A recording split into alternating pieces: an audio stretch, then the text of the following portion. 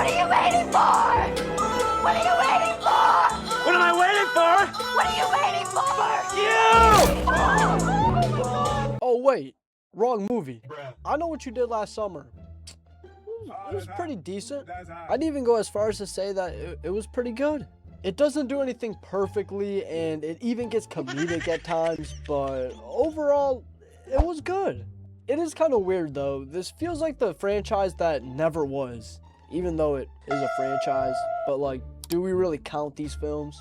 The second one was watchable, but is the third one even a movie? Nope. And don't even get me started on that reboot. Okay, minimalist she. I feel like a lot of people my age haven't seen I Know What You Did Last Summer, but can still recognize the title. This was me for a good while. That title though, I Know What You Did Last Summer, is just such a cool and intriguing name. If only the actual movie was that interesting. Like I said, it's still cool, but let me tell you, this is not no Scream. And speaking of Scream, I'm going to tell you something that you probably already know. This movie was written by the same person that also wrote Scream, Kevin Williamson. So as you can imagine, there are a good amount of similarities between the two films. You got a group of older teenagers getting hunted by a mysterious killer, aka a classic whodunit mystery, which that in and of itself is a pretty basic plot for any horror movie, but where Scream innovates the genre, giving it a fresh boost as it breaks down and commentates the slasher genre as a whole. I Know What You Did Last Summer doesn't do this. It's much more of a uniform slasher, you know, it really plays into the whodunit mystery. And while Scream had a pretty comedic tone with the ironic moments and the jokes, Did you really put her liver in the mailbox? Because I heard that they found her liver in the mailbox. I Know What You Did Last Summer tries to take itself a lot more seriously. Don't get me wrong, there are meta moments and jokes that happen, but mainly it is trying to be a more serious movie. But I don't know if it's the dialogue or the acting. There is a lot of parts in this movie that are just so tonally off, I cannot take them seriously. We take this to our grave! Let me hear it! Let it go, Barry! It's almost comedic with how intense they try to get. It kind of feels like a parody. A parody of a scary movie. Oh wait, scary movie. Let's talk about it. If you somehow don't know what Scary Movie is, well, it's a movie franchise that parodies horror movies and the scenes in them, but then adds its own special sauce. And when I was saying I Know What You Did Last Summer was tonally off, I was not lying. Scary Movie didn't have to change much when they parodied I Know What You Did Last Summer to make it feel comedic. Like for example, the scene of Julie getting choked by Barry. This is supposed to be an intense scene, but I don't know if it's just me. It feels so funny to watch, just Julie getting beat up. Like, I don't know if that's bad to say. Wow. That really sounds bad to say. What I mean is everyone's just watching her get beat up and not doing anything about it. Especially Ray over here, bro. He's just standing here like a little cuck. What is he doing? Why are you not helping your girlfriend while she's getting beat up by your best friend? And in Scary Movie, it's the same shit. Like, Ray's just tapping on Barry, or whatever the fuck his name is, and telling him to stop. We take this to our grave! Say it! We take this to our grave! Say it! These two movies just feel a lot similar if you actually watch them and compare them back to back. But I Know What You Did Last Summer did not want to be comedic. It wanted to be intense, and I just find it really funny that most of the time it's just not. I don't know if anyone else is going to agree with what I'm about to say, but this movie just feels like the most basic default slasher you could get. Kind of like the Friday the 13th franchise, but, you know, little different era. And I promise, this is not a bad thing. In fact, I kind of like it like that. Because it's so basic, I can watch this movie pretty much whenever. Don't get me wrong, there are cool things that happen. And there are cool elements, but, I mean, the killer is literally just a guy with a hook. I know Ghostface is just a dude or girl with a knife, but, you know, he got aura. This dude is just an old fisherman. But it works well because, again, this movie as a whole is just so basic. With that being said, I do have to say, this movie is, in fact, the most complex, basic slasher movie of the 90s. Wow. So, with Summer here, let's talk about this cautionary tale of the hash-slinging slasher.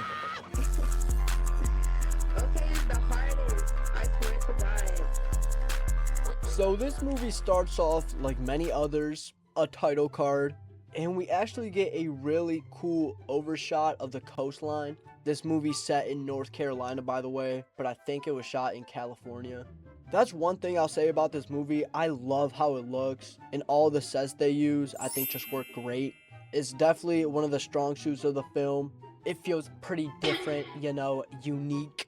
But anyways, the camera pans to a mysterious man. Okay, let's cut to the chase. If you watched this movie before, you know there is a good amount of twists and turns, and it gets pretty hard to actually talk about this movie coherently. So I'm just gonna try my best and not beat around the bush as much when talking about the twists. Yeah. This man is David Egan, a guy who will be very important later, but for now, let's just say this man is the catalyst to the whole movie. It's the night of 4th of July, and we see our gang of main characters celebrating in the most patriotic way imaginable, partying, drinking, and driving recklessly. True Americans. They end up going to a beach, and again, the set they use here is amazing. At this beach, they begin to tell each other scary stories, or at least they try to tell each other scary stories. No, he wasn't decapitated. He was gutted with a hook. Get the fuck out of here! What the hell? That's what I heard. Look, you're all wrong. This is what I kind of mean by this movie being so basic and stereotypical. Like, of course, they're telling campfire stories in a slasher about a guy with a hook. But anyways, after telling some scary tales, the four begin to talk about their future plans. The cool jock Barry Cox wants to be a football player. This girl Helen wants to be an actress. The strange boyfriend to the final girl, Ray, wants to go to New York just cuz. And our quirky final girl, Julie James, is going off to Boston College to do something. As you can see, some pretty basic character tropes. After this, they do the one thing you never want to do in any horror movie if you want to survive. They all have sex. Well, not all four of them together. That would be kind of weird. After fun time on the beach is over, the gang continues their campaign of driving recklessly. Barry over here looks like he's having a little too much fun. This is until they hit a boot that someone was wearing. They hit a person. As one might expect, they start freaking out. Shit! Everyone except Julie wants to do the obvious thing and dump his body in the lake so they don't get in trouble. But Julie wants to go to the cops? What a dweeb. Their argument gets interrupted when this dude Max starts driving by. He starts talking to the group, but they don't really like him too much. What can I do for you, Max? You can wipe that my shit don't stink grin off your face. What if you don't get your squiggly dick in the head? And they convince him that Barry over there is just puking his brains out because too much drinking. So he drives away, and after he leaves, the group goes to the place where they're going to dump his body. They're at the dock, and everything's going to plan until the dude they hit springs back to life. He starts grabbing on Helen's head, probably because he's confused as hell. And Julie, the one saying go to the police, just starts beating the ever-living shit out of this man with a flashlight, and then pushes him into the water.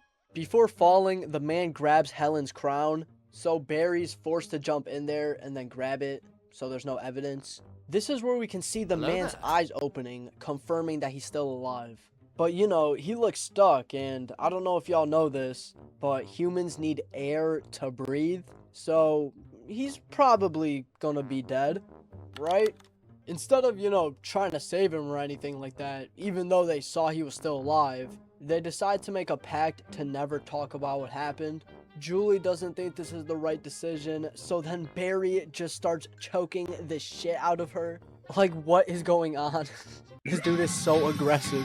This is another scene that Scary Movie didn't really have to change that much to make it funny. Ow! Like, this shit is just so absurd. These two are just watching it let it play out. Grace, let me hear it! Let it go, Barry! What kind of boyfriend is this dude, Ray? Julie eventually agrees not to say anything because, you know, she kind of has no other choice. And then it cuts to a year later. We see that Julie is in college and is not exactly taking what she did last summer very well. Are you on drugs? What? I do really like that we get to see how this event affected everyone. It really does feel like a year later passed. But after this talk with her mom, she gets a suspicious looking note. So, you know, feeling a little scared, Julie tries to reunite the gang. First finding Helen working at their family clothing store. Being an actress did not work out for her. And then those two go to Barry's place. I don't know why they would go to this psychopath's house, but whatever. Now he just spends his days drinking and freeloading off his parents. Honestly, that's a pretty peak life. I know I already talked about it, but they just do a great job of showing how our characters are dealing with this grief and how this event kind of ruined their lives. Except for Barry. He seems to be having a great time. While they're all together, Julie shows everyone the note she got and then tells them the name of the guy that they think they hit. David Egan. He was found 3 weeks after we... His body was caught in a shrimp net not far from Miller's Dock. She did some of her own research about it prior to this, and she tells everyone that they hit and killed David Egan. The guy from the beginning, remember? You know when I said that this movie is the most basic, complicated horror movie? This is where it starts to get pretty complicated. Needlessly complicated, might I add. So I'm gonna explain some stuff right now real quick. Okay, David Egan here, they did not hit him. He was drunk driving a year prior to the event in the beginning of the film, and while doing this, he got in a car crash and killed his fiance. This fiance was the daughter of a man named Ben Willis. If you're wondering who that is, well, that's the person that the group actually hit and thought they killed. Anyways, a year after David's crash, aka the start of the film, we can see him at the side of the cliff. And this is where he's pushed off the cliff by Ben Willis. We don't see it, but it's implied. He did this as an act of revenge for, you know, David killing his daughter. After that, Ben Willis starts walking home, and this is where he's hit by the kids, presumably dying after they left him to drown in the lake. A couple weeks pass, and the police find David's body, but they never find Ben Willis's. So this is why the group thinks they killed David Egan. Anyways, let's go back to Barry's house. The group is thinking about who possibly could have wrote that note, and that's when they remember the dude Max, the guy that was driving by. He was the only one that saw them, so it must be him, is what I would say if it was him. But before that happens, they go to the dock and Barry interrogates Max, and I'm not gonna lie, he's doing a pretty good job. He's looking like Daryl Dixon out there. After that whole ordeal, they find Ray working at the docks too, but it's a little awkward. But I don't want to know you either. You wanna see some real speed, bitch? Max then dies, so he's obviously not the killer.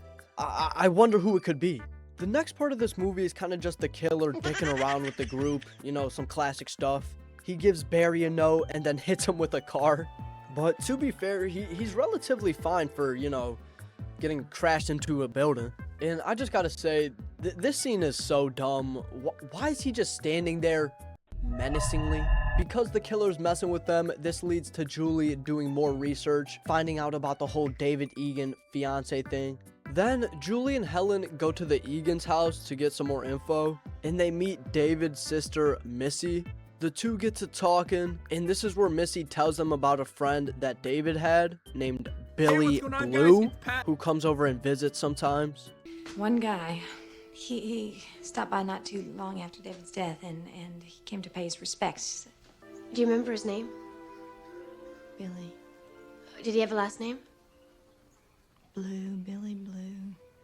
Let me tell you, this Billy Blue side plot is so stupid, but we'll get back to that later.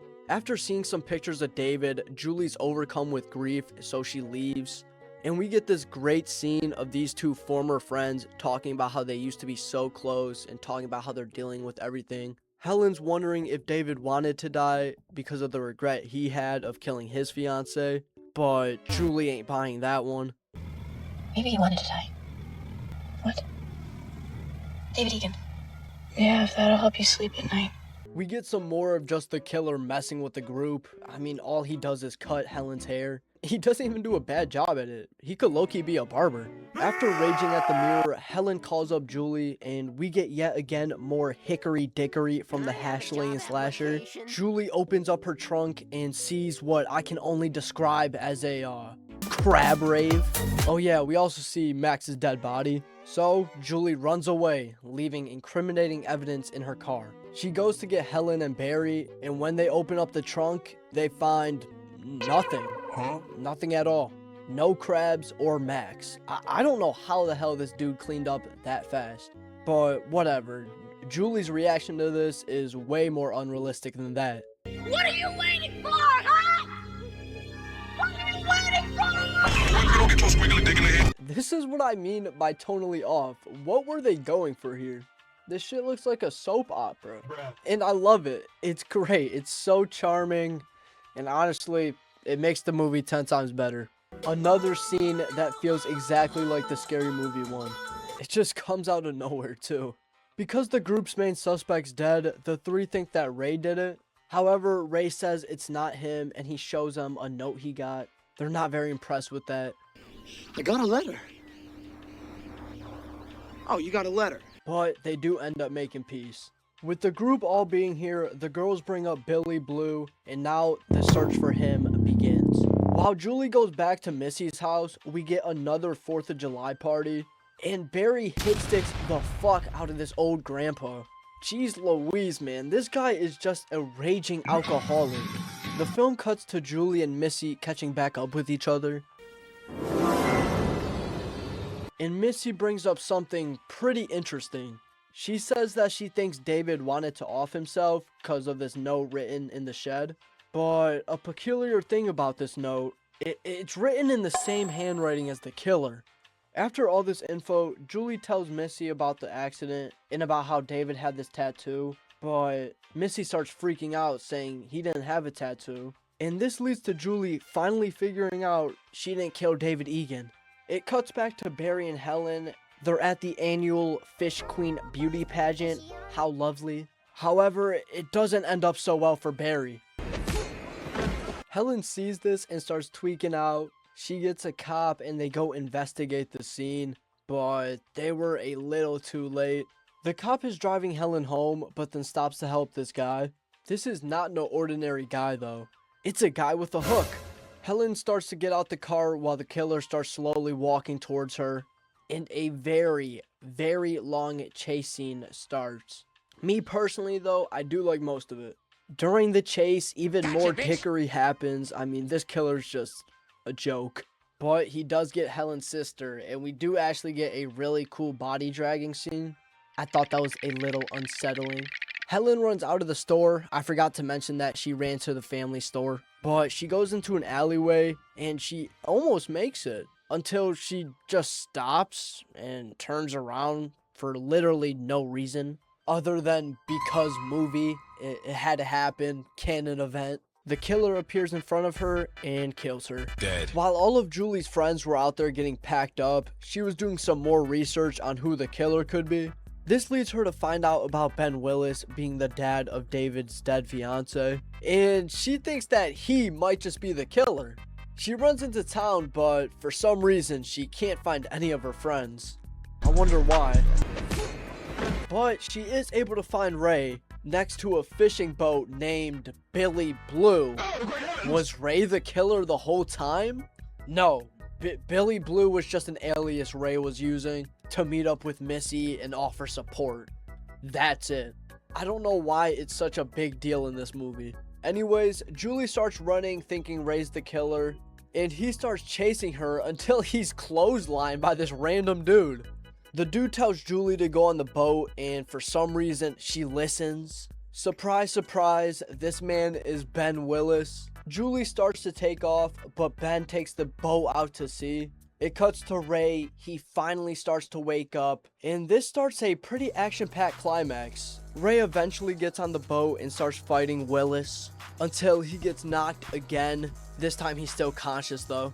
We get a classic scene of Julie discovering her dead friend.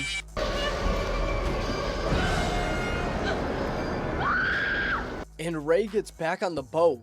Oh, okay, I see you. I'll give him credit. This takes a lot of determination and heart, but he does all this just to get bitched again. The killer has Julie in his mitts, but my boy sells the bag and gets his hand caught up in some rope.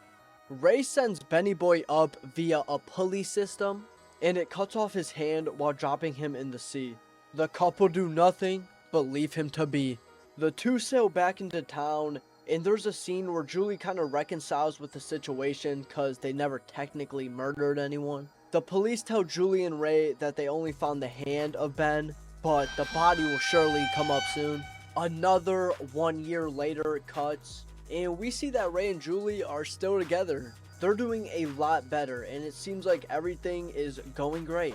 This is until she gets another suspicious note, but it's just a party invite. That's fine. She goes to take a shower, but then she sees another threatening message. My goodness. And of course, we get the almighty sequel bait jump scare to close out the movie.